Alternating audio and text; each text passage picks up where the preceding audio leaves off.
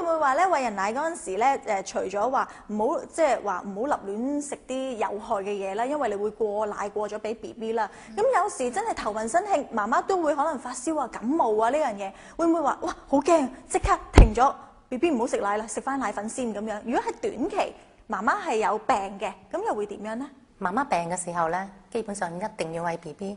譬如講緊感冒咁樣啦，因為媽媽嘅身體有感冒嘅時候咧，嗰個感冒菌咧會刺激個身體咧製造嗰隻感冒菌嘅抗體嘅。嚇咁神奇㗎，原來係。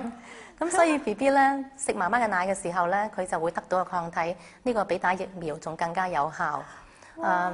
所以而家好多嘅感冒藥或者係消炎藥咧，抗生素啊係可以餵到 BB 嘅。只要你話俾你嘅醫生聽，你係餵緊 BB 嘅時候咧，你個醫生一定知道開啲咩藥能夠對你同埋你嘅 BB 都最安全。原來係咁嘅，咁真係咧解破咗好多媽咪嘅疑慮啊！原來即係感冒啊，即係一啲小病嗰陣時咧係唔使驚，係照俾佢餵哺。但係當然啦，我諗如果佢打乞嗤、佢咳嘅，都要避開噶咯喎，都唔可以話即係同佢咁緊密接觸，定係戴口罩啊？有啲咩方法即係驚會傳染到個 BB 咧？其實一啲感冒嘅病菌咧，其實佢可以透過空氣傳染嘅。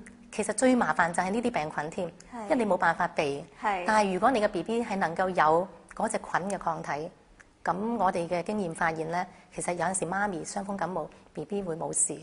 就算 BB 感染到都好啦，佢會比冇食人奶嘅 BB 咧快好好多。原來係咁樣嘅，哇！呢一個資訊咧，大家又真係知道多啲啦嚇。